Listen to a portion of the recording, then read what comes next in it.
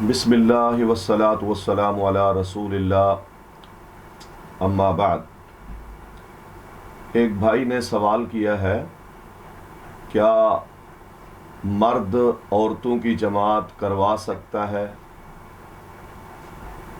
اس بارے میں کہ مرد عورتوں کی جماعت کروا سکتا ہے، صحیح احادیث سے دلائل موجود ہیں کہ مرد عورتوں کی جماعت کروا سکتا ہے۔ سنن نسائی میں ایک روایت ہے عبداللہ بن عباس رضی اللہ تعالی عنہ کی۔ وہ فرماتے ہیں کہ میں نے رسول اللہ صلی اللہ علیہ وسلم کے پہلو میں نماز پڑھی اور سیدہ عائشہ رضی اللہ تعالی عنہا نے ہمارے پیچھے نماز پڑھی۔ یہ اس بات کی دلیل ہے کہ رسول اللہ صلی اللہ علیہ وسلم نے عورت کی امامت کروائی، عورت نے آپ کے پیچھے نماز پڑھی۔ اسی طرح صحیح مسلم کے اندر ایک روایت ہے کہ انس بن مالک رضی اللہ تعالی عنہ فرماتے ہیں کہ میری خالہ نے یا میری ماں نے پیچھے رسول اللہ صلی اللہ علیہ وسلم کے پیچھے نماز پڑھی اور میں نبی علیہ الصلوۃ والسلام کے دائیں طرف کھڑا تھا۔ یہ بھی اس بات کی دلیل ہے کہ عورتوں کی امامت مرد کروا سکتا ہے۔ اسی طرح امام بخاری رحمہ اللہ نے ایک باب باندھا ہے کہ عورت جب اکیلی ہو تو مرد اس کی امامت کروائے تو وہ اکیلی عورت بھی پیچھے صف کے حکم میں ہوگی، اکیلی عورت کا حکم بھی صف والا ہوگا۔ اگرچہ وہ اکیلی کھڑی ہے، صف تو بہت سارے افراد کا نام ہے، لیکن اکیلی عورت ہے، وہ امام کے پیچھے کھڑی ہے تو وہ بھی صف کے حکم میں ہے۔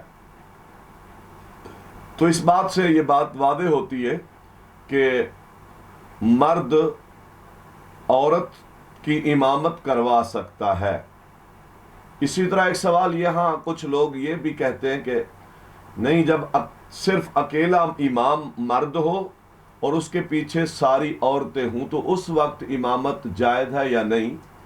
اس حوالے سے بھی مسند ابی یعلا میں ایک حدیث ہے اور سیدنا جابر رضی اللہ تعالی عنہ، عبداللہ بن جابر رضی اللہ تعالی عنہ نے اپنے گھر کے اندر عورتوں کی امامت کروائی اور رسول اللہ صلی اللہ علیہ وسلم نے اس پر سکوت اختیار فرمایا۔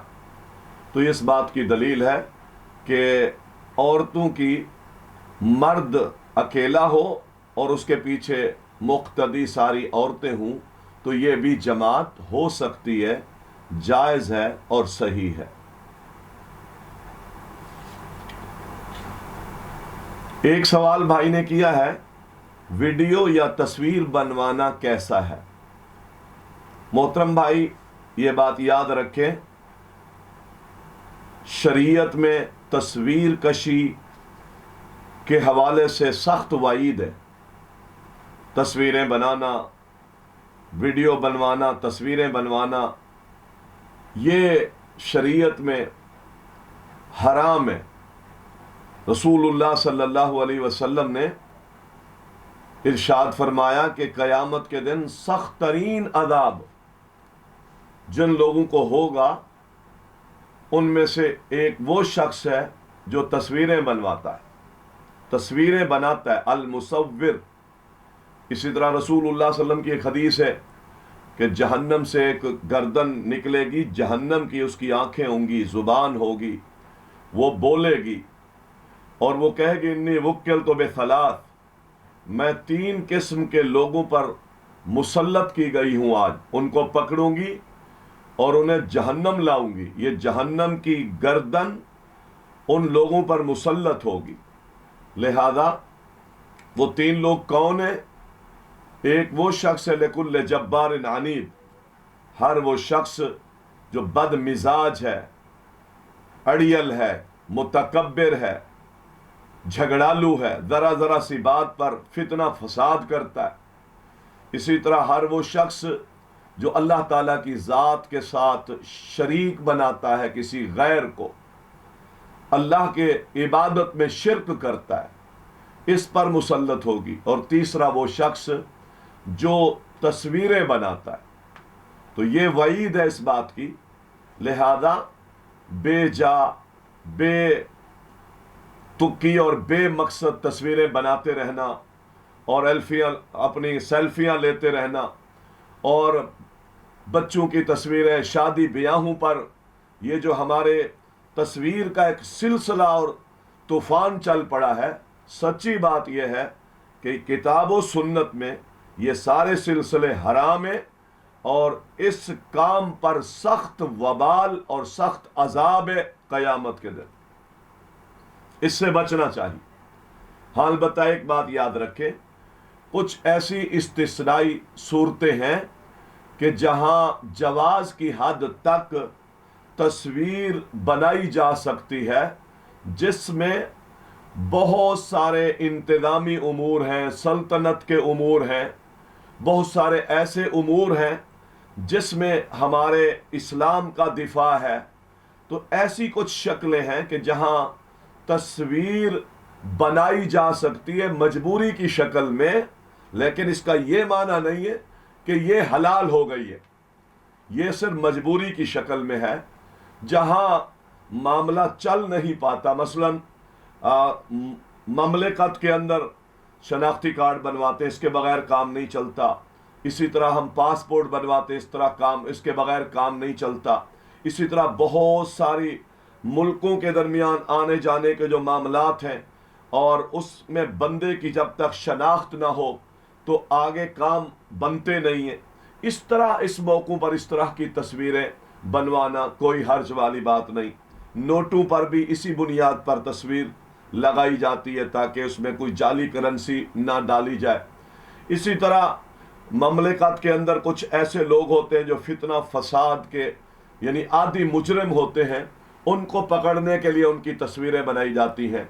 जहाँ तक इस्लामी वीडियो हैं या इस्लाम के दिफा के हवाले से कुछ तस्वीर कशी या वीडियोस का मसला है, मोहतरम भाइयों, इसमें भी अहले इल्म ये कहते हैं, जब कुफ़ार इस्लाम के ख़िलाफ़ और मुसलमानों के ख़िलाफ़ खुसूसन इस हथियार को इस्तेमाल कर रहे हों, तस्वीर वाले वीडियो वाले हथियार को, सोशल मीडिया पर वो आकर मुसलमानों के ख़िलाफ़, इस्लाम के ख़िलाफ़ प्रोपगंडा करते हों, और जो प्रोपगंडा आम मुसलमानों में भी फैलता है वो उसका शिकार होते हैं, तो उनके तोड़ के लिए भी आप इस तरह की वीडियोस बनाकर और इस तरह की तस्वीरें बना करके दावत की गर्ज से, इस्लाम के दिफा की गर्ज से, मुसलमानों तक सही बातें पहुंचाने की गर्ज से इंशाअल्लाह इसको भी बनाने में कोई हर्ज नहीं है। अल्लाह ताला हम सबको समझने की तौफीक अता फरमाए।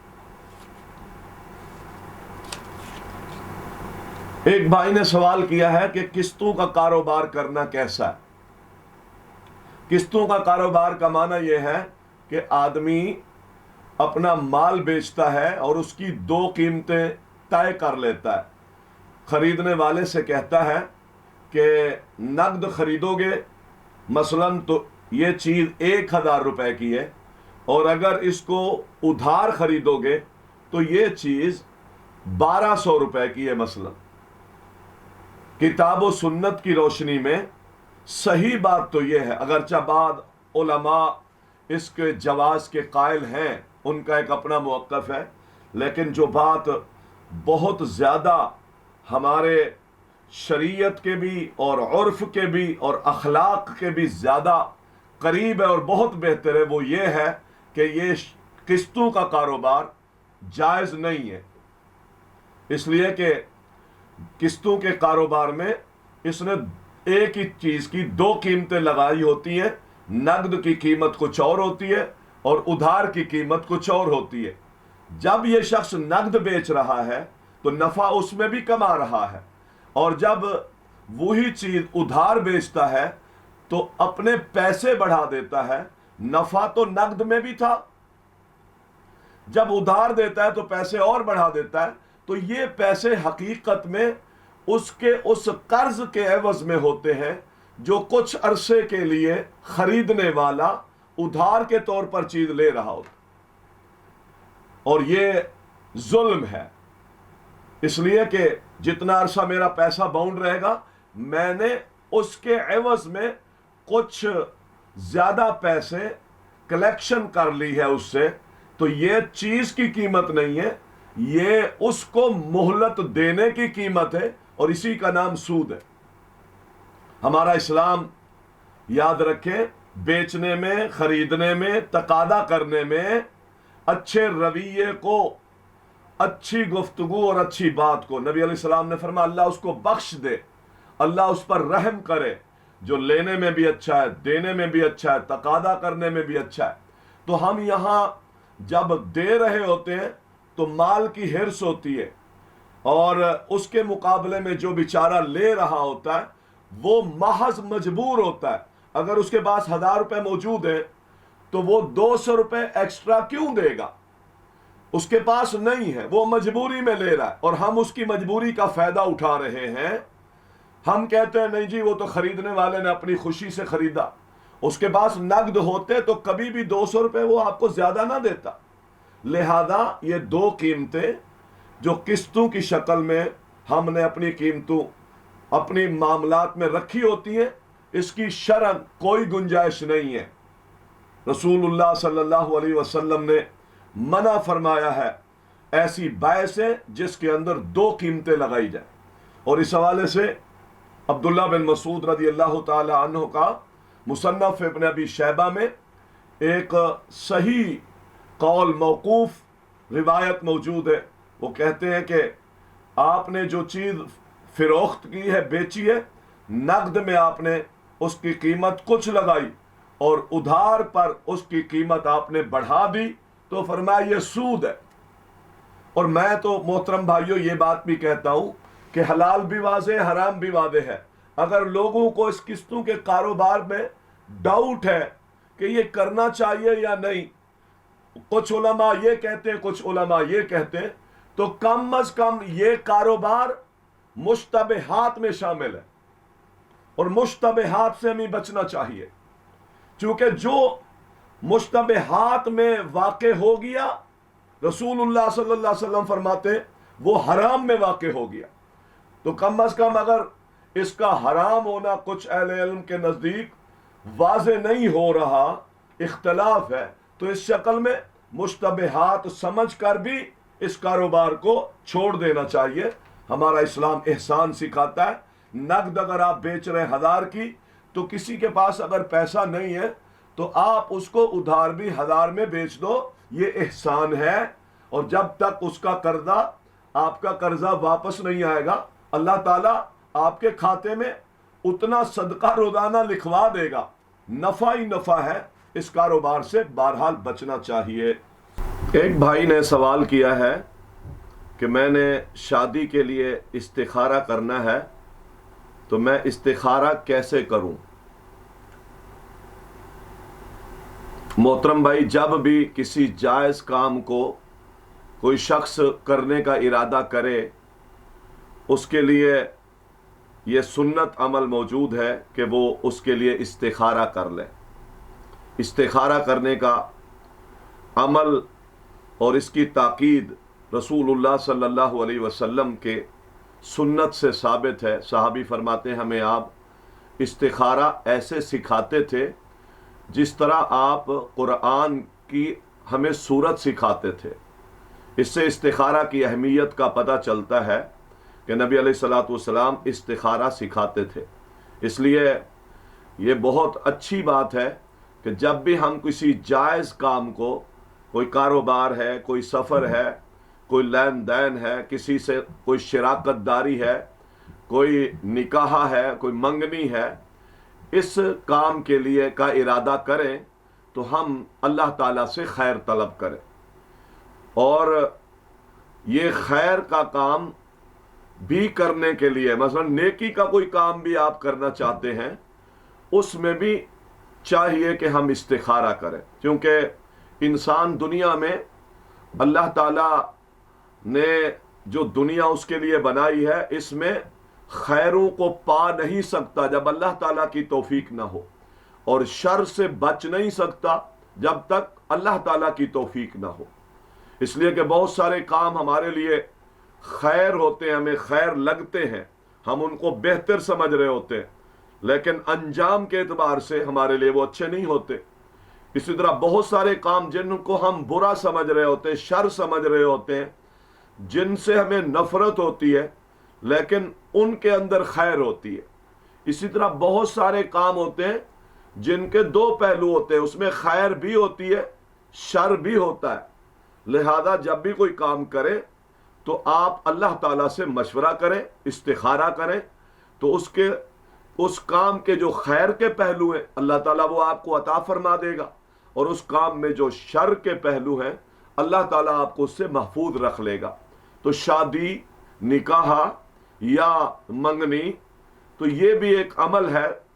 اس کے لیے جب آپ چاہتے ہیں کہ میں یہ کام کروں تو اس کا طریقہ یہ ہے کہ آپ استخارہ کریں کہ 2 رکعت نماز پڑھیں، اور 2 رکعت نماز کے بعد آپ جو دعا استخارہ ہے، اللہم انی استخیرک بعلمک واستقدرک بقدرتک، حدیث کی کتابوں میں موجود ہے۔ اسی طرح حصن المسلم جو دعاؤں کی کتاب ہے، آپ اس کو دیکھ لیں، دیکھ کے بھی پڑھ سکتے ہیں اور زبانی بھی پڑھ سکتے ہیں۔ اس کے لیے کوئی ٹائم نہیں ہے، کوئی وقت نہیں ہے، جب چاہیں 2 رکعت نماز پڑھیں، عام نفل نماز کی طرح۔ نیت یہ ہو کہ یہ نماز استخارہ ہے، اور اس دعا کو پڑھ لیں۔ دعا کے پڑھنے کے دوران آپ اپنے اس کام کو اپنے ذہن میں رکھیں کہ میں جو یہ کام کرنا چاہتا ہوں اس بارے میں اپنے اللہ سے استخارہ اور خیر طلب کر رہا ہوں۔ تو یہ ایک طریقہ ہے۔ باقی یہ جو چینل کا استخارہ ہے نا، جو رینٹ کا استخارہ ہے، جس پر مال بٹورا جاتا ہے، کام کسی کا ہے، استخارے ہم چینل پر فون کر کے کروا رہے ہوتے ہیں یا اپنے مولوی مرشد سے کروا رہے ہوتے ہیں، شریعت میں اس طرح کے استخارے کی کوئی حیثیت نہیں۔ جس کا کام ہے، جس کا عمل ہے، جس کا معاملہ ہے وہ کر لے، اس کا سرپرست کر لے۔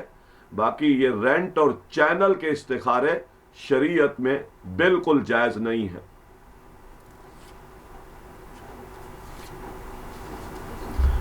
ایک بھائی نے سوال کیا ہے کہ میں نے ایک بھائی کو، اپنے دوست کو قرض دیا ہے، 1 سال ہو گیا ہے اور وہ قرض لوٹا نہیں سکتا، اب کیا میرے اوپر جو زکوٰۃ ہے تو میں اپنی زکوٰۃ میں اس قرض کو کٹوا سکتا ہوں؟ یعنی اس اپنی زکوٰۃ بھی ادا ہو جائے اور قرض اس کا معاف کر دوں؟ یہ سوال کیا ہے بھائی نے۔ دیا ہوا قرض زکوٰۃ کے طور پر اسی بندے کو دے دینا، یہ ایک سوال ہے۔ محترم بھائیو، زکوٰۃ یہ اللہ تعالیٰ نے فرض کی ہے، اسلام کا رکن ہے، کتاب و سنت کے نصوص سے زکوٰۃ کی فرضیت ہے۔ اس کا جو شخص ادا نہیں کرتا اس کے لیے وعید ہے، عذاب ہے۔ جو اس کا انکار کرتا ہے اس کا اسلام سے کوئی تعلق نہیں۔ لہذا اللہ تعالیٰ نے زکوٰۃ کو فرض کیا ہے تو یہ اللہ کا حق ہے۔ تو اللہ تعالیٰ کا جو حق ہے وہ اللہ تعالیٰ سے پوچھ کے دینا پڑے گا کہ کس کو دینا ہے اور کس کو نہیں دینا۔ زکوٰۃ کے امور میں ہمارے معاشرے میں بہت زیادہ سستی، بے اعتنائی برتی جاتی ہے، چہرے دیکھ کر زکوٰۃ دی جاتی ہے، مفاد کو مد نظر رکھ کر زکوٰۃ دی جاتی ہے۔ اگلا مستحق ہوتا ہے یا نہیں ہوتا، ہمارا ایک تعلق، واسطہ اور معاملہ اس سے بہتر جڑا ہوا ہوتا ہے، ہم زکوٰۃ کی مد میں بھائی اللہ کا مال ہے، اللہ سے پوچھ کے دو، اپنی زکوٰۃوں کو ضائع نہ کرو۔ ہمارے معاشرے میں کیا ہوتا ہے، زکوٰۃ بعض دفعہ ہم ٹٹولتے نہیں ہیں کہ زکوٰۃ کے مستحق کون لوگ ہیں، گھر میں آنے والی ماسیوں کو زکوٰۃ دے دیتے، اس ماسی پر کون سا نان نفقے کی ذمہ داریاں ہیں؟ تو یہ اللہ کا مال ہے، اگر اس کو صحیح جگہ پر نہیں دیا یہ ادا نہیں ہوگی۔ لہذا بالکل تحقیق کر کے پتہ چلا کہ جو زکوٰۃ کے مصارف ہیں وہاں زکوٰۃ کو خرچ کرنا چاہیے۔ اور زکوٰۃ کے مصارف اللہ تعالیٰ نے سورۃ توبہ میں آیت نمبر 60 میں 60 کے اندر اللہ تعالیٰ نے یہ مصارف زکوٰۃ بیان کیے ہیں۔ لہذا انہی لوگوں کو زکوٰۃ دی جائے جن کو رب نے کہا۔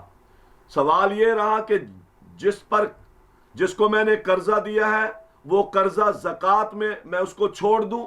یہ بالکل نہیں ہے، یہ آپ کا قرضہ ہے، واپس نہیں ملتا۔ قرضے کے متعلق شریعت نے 2 باتیں کہی ہے، یا تو مہلت دو، جتنی دیر نہیں دیتا مہلت دے، اللہ تعالیٰ اتنا عرصہ آپ کے لیے صدقہ لکھ دے گا۔ اگر وہ نہیں دے پاتا تو اگلا مرحلہ یہ ہے کہ اس کو معاف کریں۔ یہ کہاں کہا شریعت نے کہ اس کو زکوٰۃ میں کٹوا دو؟ آپ نے اللہ کا قرضہ دینا ہے، اس نے آپ کا قرضہ دینا ہے۔ آپ اللہ کا قرضہ اپنا ادا کرو گے، قرضے میں زکوٰۃ نہیں کٹے گی۔ جو پیسہ مر رہا ہے، جو پیسہ ڈوب رہا ہے، جو پیسہ ملنے کی امیدیں نہیں ہیں، ہم اس کو زکوٰۃوں میں کٹواتے رہیں، یہ شریعت میں اس کی محترم بھائی کوئی گنجائش نہیں ہے۔ آپ اپنے پاس پائے جانے والے نصاب کا باقاعدہ حساب کریں اور اس کا الگ سے زکوٰۃ ادا کریں ان لوگوں کو جن کے بارے میں اللہ تعالیٰ نے بات بیان کی ہے، جن کو اللہ تعالیٰ نے مستحق قرار دیا ہے۔ زکوٰۃ مسکینوں کو دیں، فقیروں کو دیں، تالیف قلبی کے لیے دیں، اسی طرح آپ عمال کو زکوٰۃ دیں، اللہ کے رستے میں جہاد فی سبیل اللہ میں زکوٰۃ دیں۔ تو یہ زکوٰۃ کے مصارف ہیں، یہ مصرف نہیں ہے کہ کسی کا قرض نہیں اتر رہا تو اس کو آپ زکوٰۃ کے مد میں قرض وہ آپ معاف کر دیں۔ اس کی کوئی گنجائش مجھے تو نہیں نظر آتی، اللہ تعالیٰ بہتر جانتا ہے۔ وما توفیقی الا باللہ۔ سوال یہ ہے کسی کا رات کو اگر وتر رہ جائے کیا فجر سے پہلے پڑھ سکتا ہے؟ وتر محترم بھائیوں سنت مؤکدہ ہے۔ نبی علیہ الصلوۃ والسلام نے سفر میں حضر میں اس کو نہیں چھوڑا۔ نبی علیہ الصلوۃ والسلام نے اس کی تاکید بھی فرمائی ہے۔ اگر رات کو وتر رہ جائے، نہ پڑھ سکیں، سو گئے، بھول گئے، تو فجر سے پہلے، فجر کے بعد جب بھی یہ وقت ملے اس وتر کو ادا کر دینا چاہیے۔ البتہ رسول اللہ صلی اللہ علیہ وسلم کی ایک حدیث ہے کہ آپ کے جس رات وتر کی نماز اور تہجد کی نماز رہ گئی، آپ نے دن میں 11 رکعت کی بجائے 12 رکعت نماز ادا کی۔ تو بعض اہل علم کہتے ہیں کہ وتر اگر آپ کو بھول گیا ہے تو اس کی قضا یہ ہے کہ دن میں ادا کریں تو 1 رکعت کی بجائے 2 رکعت پڑھ لیں۔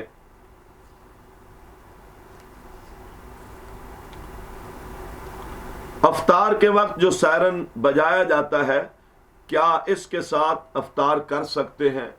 محترم بھائیو یہ ایک ہماری بد نصیبی ہے کہ جو سنت ہے وہ ہم سے بھلوا دی گئی ہے، وہ چھڑوا دی گئی ہے، اور جو چیزیں مسنون نہیں ہیں اس کو ہمارے اوپر لاگو کر دیا گیا ہے۔ سنت تو یہ ہے کہ اذان ہو، سورج غائب ہوتے ہی مغرب کی اذان کا وقت ہوتا ہے تو ہمیں اذان پر روزہ کھولنا چاہیے، لیکن ہمارے ہاں سائرن بجائے جاتے ہیں، عجیب عجیب قسم کی آواز کے ساتھ روزے رکھوائے بھی جاتے ہیں، روزے کھلوائے بھی جاتے ہیں۔ یہ اگر واقعی اس حوالے سے اس کا آپ کے روزے کے ساتھ تعلق نہیں ہے، آپ کے روزے کا تعلق غروب آفتاب سے ہے۔ غروب آفتاب ہو گیا ہے، وہاں اگر آپ ایسی جگہ پر ہیں جہاں سائرن بھی نہیں ہے، ایسی جگہ پر ہیں جہاں اذان بھی نہیں ہوتی، تو آپ نے صرف یہ دیکھنا ہے کہ سورج غروب ہو چکا ہے اور وقت ہو چکا ہے افطاری کا، تو آپ افطار کر دیں۔